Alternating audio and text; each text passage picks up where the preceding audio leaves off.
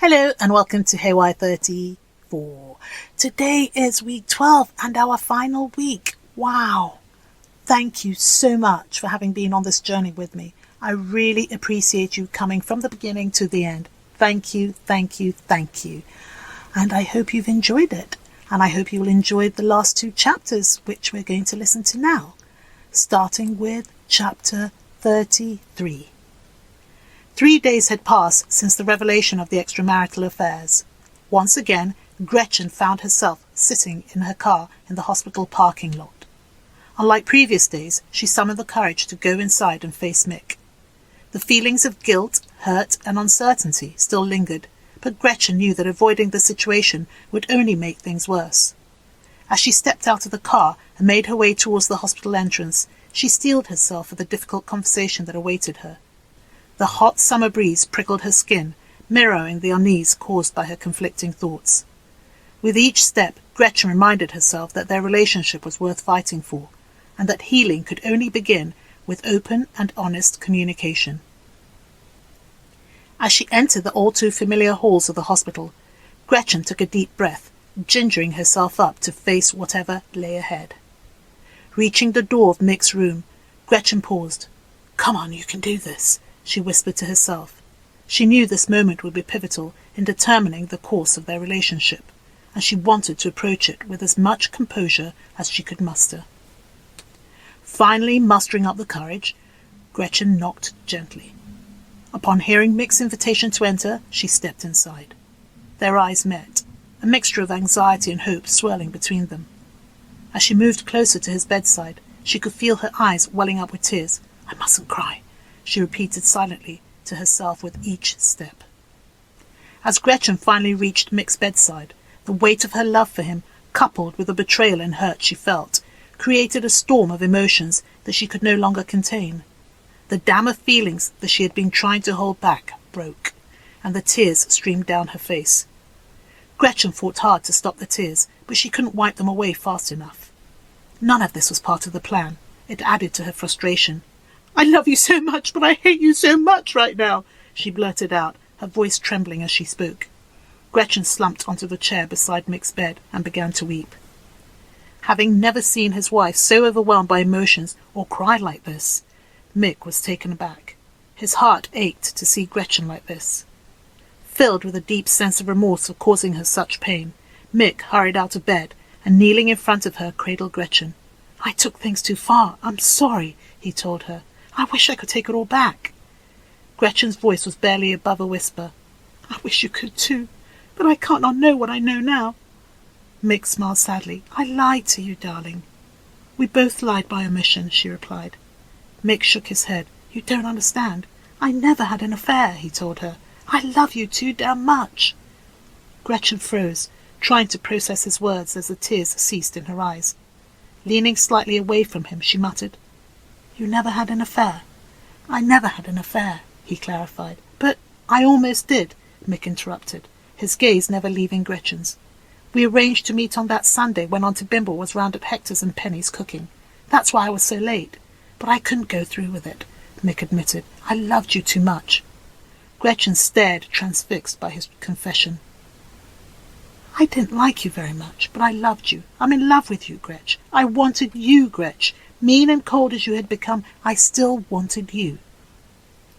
Gretchen's emotions churned, and she pulled further away from Mick. Glancing down, she reflected on his words. "You didn't have an affair," she whispered. "I didn't. But you told me you did." "Emotionally, I did." "Emotionally," she repeated quietly, absorbing his words. Gently pushing Mick aside, Gretchen stood up. "You wanted to hurt me," she told him. "Yes." "Why?" "Because I loved you enough not to cheat at a time when you were being hateful, but yet you were able to kiss somebody when all I did was show you love, Gretchen.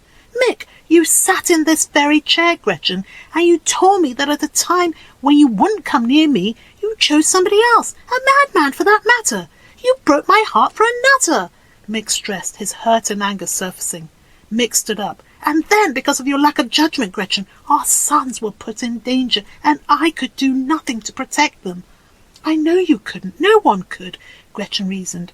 Returning to his bed, Mick eyed his wife bitterly. "Thanks to you, I'm emasculated yet again.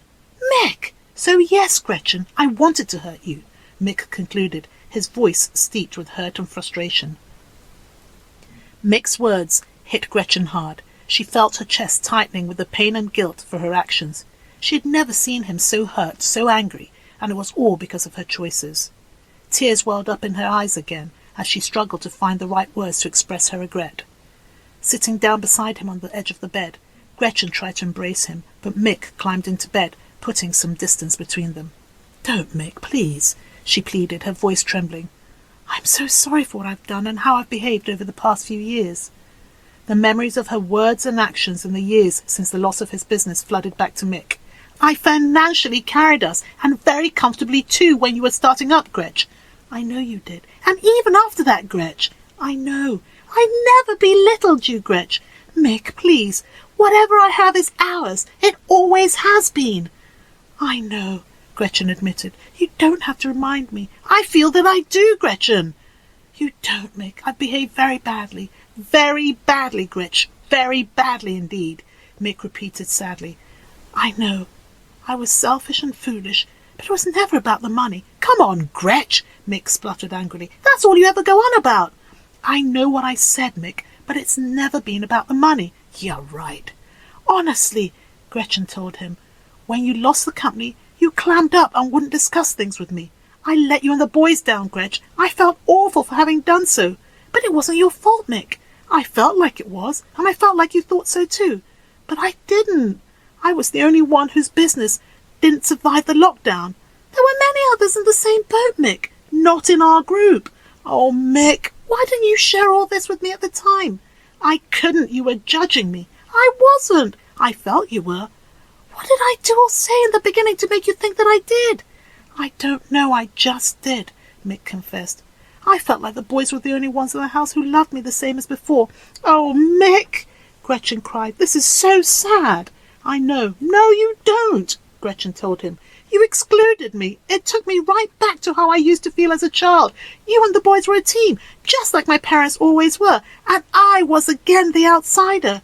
"Oh, Gretch," Mick sighed sadly. "You were always our team leader. How could we exclude you? You did, emotionally." "It wasn't my intention, darling. I thought if you got a job, any job, we'd be a team again." "Oh, Gretch." "And then the boys went to prep school." "But that was your idea," Mick reminded Gretchen. "I know, but it backfired on me." "It hasn't. The boys love it, and they're thriving there." "It's an all-boys school, Mick," Gretchen said. "So?" "Their world became everything boys, and so naturally they referred everything back to you." "Gretchen!" "It was the last straw for my insecurities, Mick," Gretchen told her husband. "And you know, Mick, I don't play nicely when my insecurities kick in." "Oh, my darling Gretchen, you silly, silly you." Catching her breath, Gretchen forced herself to look into Mick's eyes, hoping he could see the sincerity in hers. "I can't take back the things that I said and what I've done since that point, but I want to make it right. I want to be the wife you deserve, and I want us to rebuild the trust and love that we once had." As she spoke, Gretchen reached out and took Mick's hands. "I love you, Mick. I never stopped loving you, and I want to spend the rest of my life showing you just how much. Please forgive me." Mick looked into her tear-filled eyes, his own emotions welling up. "Only if you forgive me, darling," he replied, his voice crackling as he spoke. Gretchen smiled sadly. "I think I'm way ahead of you on the bad behaviour scale, don't you? So there's nothing to forgive." In that moment, the weight of the past few years seemed to lift. Holding each other tightly, Mick and Gretchen sat in silence for a few moments as they let their emotions settle. Finally, Mick spoke. "We have a long road ahead of us, Gretch." Gretchen nodded. "I'm ready to do the work, Mick." "Me too," he told her. "All for one and one for all?" "All for one and one for all," Gretchen agreed. "And no more nutters?" Mick teased. "No more nutters, and no more charity executives either, mister." "And no more anybody," she replied. "I can't wait to get home, especially with Mad Daniel stalking around," Mick admitted. "No need to worry," Gretchen smiled. "He hasn't been around for the past 3 days." Mick raised an eyebrow. "That doesn't mean anything." "Maybe not," Gretchen agreed, "but the police think we've heard the last of him." "What makes them so sure?" Mick inquired. "Well, they can't be sure, but they're confident he won't be bothering us any more." "How come?" "That day when I told you about him, they apparently paid him a visit at his house. He refused to open the door when he saw them through the peephole, but they persisted. His wife returned home when they were still there and let them in. His wife! Mick exclaimed, looking surprised. Did you know he was married? No, he was supposed to be divorced, Gretchen confirmed. Ah ha ha! That old chestnut, Mick sneered playfully. Did he also tell you that they divorced because his wife didn't understand him? Yes. Did you use the same line on the lady from the charity? What's her name again? Mick began to laugh. No, he said. I was honest. I told her that my wife's an absolute cow, but I love her. She's my favourite waste of time. Gretchen dropped her gaze. No more the cow, she vowed. Anyway, she resumed, the long and short of it, according to the police, is that he's married. The patisserie belongs to his wife. He used to work for her, and then they got married, and he started managing the day-to-day business. Is he really a pastry chef? Mick asked. I believe that was his original job at the patisserie, Gretchen supposed. Anyway, there was a wealthy lady last year with whom he had an affair. Oh, Mr. Daniel loves a wealthy lady, Mick quipped. Will you stop? Gretchen rebuked him playfully. I'm trying to fill you in with all the details. So anyway, back to my story. When the woman ended their affair, he started stalking her and threatening to blackmail her. Oh, dear God, Mick frowned. He really is despicable, Gretchen grimaced. His poor wife. The police said that she found out everything by going through his phone, and he stopped once she threatened to throw him out. How did the police find all this out? Mick asked, intrigued. Apparently his wife insisted on being in the room when they spoke to him because she was afraid it might have something to do with the business or something that could jeopardize it. When she heard about my story, she told them everything about the previous lady. Gretchen stared straight into Mick's eyes. He couldn't blackmail me, as there was nothing about which he could blackmail me. Except the kiss, Mick interjected. Gretchen blushed. Yes, except the kiss. She paused. Did you kiss the lady from the charity? You were right when you said that I wouldn't and I couldn't, because I didn't. I was going to on that Sunday, but I chickened out. Ah, thanks. It's funny, though, but a part of me now wishes you had, so we could be even. Gretchen laughed. Really? Mm-hmm. She nodded. It's not too late, Mick said, laughing. I can even things up if you want. Don't you bloody dare. Gretchen scowled playfully, hitting him with the spare pillow. Then stop reminding me that we're one love on the extramarital snogging meter. Believe me, I shan't, ever, Gretchen vowed, and leaning forward, kissed Mick. Woo! Sealed with a kiss. I like that. Just then there was a knock on the door. At Mick's invitation, a nurse wheeling the blood pressure machine entered, and wrapping the plastic band around his bicep, she assessed his blood pressure and heart rate. 130/75, pulse 80, she announced happily. The same as before, Mick replied. Yes. Turning to Gretchen with a twinkle in his eyes, Mick quipped. Looks like you've lost your touch, eh, love? Behave yourself, Gretchen blushed, and turning, apologized to the nurse, who was chuckling as she left the room. As the door gently clicked shut behind the nurse, Mick drew Gretchen to him. Kissing her, he whispered, Time for a refresher course, methinks. Gretchen purred. I shan't tell your wife if you don't. Oh, Mrs. Hanson, you're quite the minx, and you're quite the... Beginning to ring, Gretchen's phone interrupted her. Leave it. I can't, she giggled. The vibration is tickling my stomach. I'll sort it, Mick said, dragging Gretchen's bag from between them. As he did so, the phone fell out face up onto the bed. Mick and Gretchen glanced down at it. It was their home line. Mick grabbed up the phone immediately and, accepting the call, switched it on hands-free. Mummy! Dominic's voice echoed. It's Daddy, Mick told him. Granny Petal wants to know if we're allowed to have some ice cream. Mick flopped back onto his bed. Give me strength, he sighed with a smile. Yes, little man, have all the ice cream your heart desires. Ignore Daddy, Gretchen said, laughing. Just 2 scoops each for you and Noah, and as much as Granny Petal wants. How about 3 scoops, Mummy? Fine, 3 scoops, Gretchen acquiesced. Now hop it, Mick added. Love you, Mummy, love you, Daddy. Love you too, Mick and Gretchen replied at the same time, as Gretchen flopped down beside him on the bed. I can't wait to get out of here, Mick said pensively. You thought Daniel had done something to frighten the boys, didn't you? Mick nodded. For a split second I did too, Gretchen admitted. Damn the man, Mick cursed. I'm so sorry, Mick, Gretchen said, turning in his direction. You weren't to know, love, he replied, taking hold of her hand as he rolled onto his side to face her. The police believe he'll be too occupied trying to win his wife back to bother with menacing me. I pray they're right. I think they may be, Gretchen reflected. She threw him out while the police were there. Mick's countenance darkened. I hope he doesn't hold you responsible and then come after you with a vengeance, he interposed, looking concerned. He hasn't been back since. Then let's hope he stays away, Mick said, hugging Gretchen. A moment later he leaned back. "You need to continue with the restraining order," Mick insisted. "Oh, I intend to," Gretchen revealed. Just then there was another knock on the door. "Another reason I can't wait to get home," Mick said, before raising his head and replying, "Come in." Gretchen sat up just as Mick's consultant peeped in. "Ah, I'm glad I caught you before you left," he told Gretchen. What's up, Duck?" she quipped playfully to hers and the doctor's amusement. "Don't encourage her, please," Mick groaned. Still smiling, the doctor announced, "You're going home." "I know I am," Gretchen riposted. "Not you, him." "Quick, Gretch, let's make a run for it before he changes his mind," Mick retorted, bolting upright in bed and pretending to shove Gretchen towards the door. The doctor shook his head. "You two always like this?" he asked. "Only on Wednesday," Mick riposted. "But today's Thursday," the doctor hit back. "Is it?" The doctor began to laugh. "No, it's Wednesday," he said at the same time as Gretchen, who had just confirmed so on her phone calendar. "Touché," Mick smiled and lay back down on the bed. "So, Doc, when is he being evicted?" Gretchen asked. "Friday, if all stays well." "I'll make sure it bloody well does," Mick declared. "Good," the doctor remarked. "I'll gather the rest of the team so we can go through all your post-discharge logistics and schedules." And with that he left the room. End of Chapter 33. Chapter 34. There was a buzz of excitement on Muswell Hill Broadway as locals gathered for the grand opening of the Bank Cafe, a new family-friendly establishment housed in the beautifully restored old Barclays Bank building. Upon entering, guests were greeted by the original ornate wrought-iron entrance gate, which had been lovingly restored and now served as a unique focal point. "I remember this gate," a tall and robust elderly lady commented as she stood outside surveying the gate. "It's the original one from way back," Rupert informed her. "Yes, I remember. Where did they find it?" "I'm not sure, but a lot of research was done on the original design," Rupert explained, "and we sourced and restored many of the decor from back then.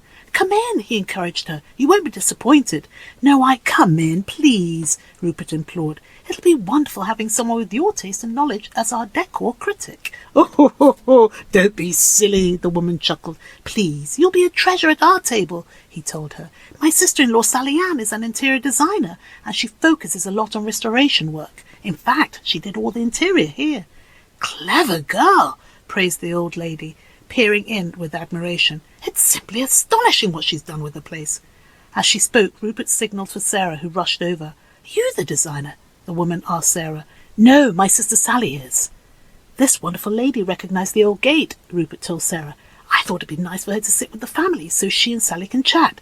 "Great idea," Sarah enthused, and gently taking the lady's arm, led her inside. From behind Rupert, someone asked, "Can anyone come in?" "Of course, everyone is welcome," he announced, turning with open arms to face the owner of the voice.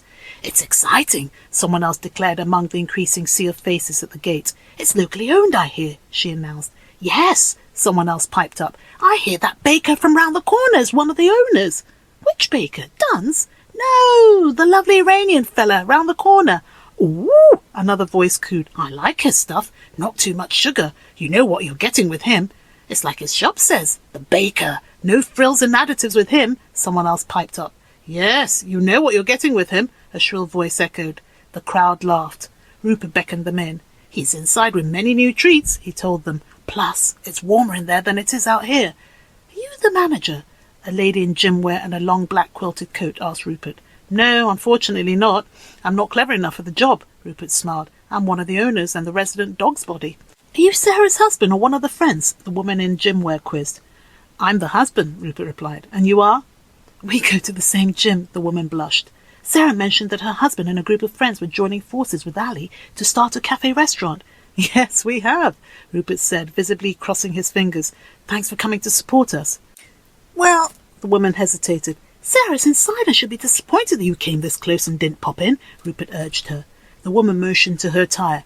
"There's no dress code here. Everyone's welcome just as they are," Rupert told her and steered her in. "What a great usher this establishment has," a familiar voice declared. Rupert swung round. "Hector!" he exclaimed, motioning to his watch. "You're supposed to have been here half an hour ago, partner." Hector pointed towards Penny. "Blame her," he said. "Sorry," Penny squirmed. "I told Marvin and Annabelle the wrong time, and so we were waiting for them to arrive." As she spoke, Rupert pretended to frown at the couple who were standing behind Hector. "Sorry we made them late," Marvin, Hector's father, apologized. "Marvin!" Rupert greeted him with a warm handshake. "I'm grateful she gave you the right day. You know these creative types," he said, teasing Penny. "Annabelle!" Rupert cried, hastening to embrace Hector's mother next. She was a tall and stylish elderly lady, in a royal blue corduroy coat and a fluorescent yellow pashmina draped casually around her shoulders. "What's this about us creatives?" Annabelle frowned playfully as she leaned forward to peck Rupert on the cheek. "Sorry, Annabelle," Rupert blushed. "I meant to say some creatives. Please accept my apologies," he smiled. "Apology accepted. Are your parents here yet?" "As if. You know them, Annabelle. They're worse than your daughter-in-law with timing." "And they're not creatives," Annabelle riposted. "No," Rupert laughed. "You'd think a retired banker and a former secretary would be punctual, wouldn't you?" Just then Mick appeared from inside. "Penny, thank God you're here at last," he said loudly. "Gretchen and Ali are squabbling about the cake arrangements." "Already?" Penny laughed and headed inside with him. As they made their way inside, Marvin turned to Rupert. "That was Mick, wasn't it?" "Yes." "He's looking very well indeed." "Yes," Rupert agreed. "His recovery has been a total miracle." "So we heard," Annabelle added. "When did he get back from Nigeria?" 2 days ago," Rupert replied. "He's here for the opening, and then Hector and I will be heading back out with him on Wednesday." "You're off to Nigeria in a few days?" Annabelle asked, turning to Hector. "You never said." "Didn't I?" Hector smiled evasively and ushered his parents inside. "Henry and Gwendolen are inside," Rupert shouted after them as they turned the corner. The decor at the Bank Cafe blended elements of the building's historic charm with modern touches. Its interior had exposed brick walls, a subtle nod to the building's past, while the smooth, polished concrete flooring added a contemporary touch. As she made her way in, Penny flicked on the vintage-inspired pendant lighting that hung from the high ceilings. "That's better, isn't it?" she asked Mick. He shrugged. "It's all the same to me." "It gives a warmth to the room." "Warmth is good. Come on before they kill each other," Mick urged. As they hurried along, Penny and Mick heard a woman call out to her companion. "Look, John," she said, pointing at the large Art Deco-style mirror hanging nearby. "Isn't it divine?" John grunted as he studied the framed photographs on the wall. "They show the transformation of the building through the years up to now," John observed. "It's nice seeing the history of a place." "A lot of thought and money has gone into the place," he concluded. "Tell me about it," Mick muttered. "And the customers appreciate it," Penny retorted. A little further along, a man and his family were shown to their table. "Ah," he exhaled as he sat down on one of the sumptuous-looking velvet armchairs. "What a machaya!" he exclaimed. "Baruch, you should try the sofa." "Oi, the comfort of it," his wife told him. Lowering her tone, she whispered, "I wonder where they got them from." Hearing her, Penny leaned forward with a smile as she recognized the man who had almost run her over on a few occasions at the Cranley Gardens junction with his speeding Lexus SUV. "They're comfortable, aren't they?" Penny butted in. "It's like sitting on a cloud," the woman over-enthused. "And the colours, oi! They're rich, aren't they?" "Like jewels," the woman gushed. "Whoever designed here loves velvet just like me.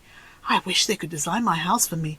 "Our interior designer's here," Penny told the woman to her delight. "She does private homes too."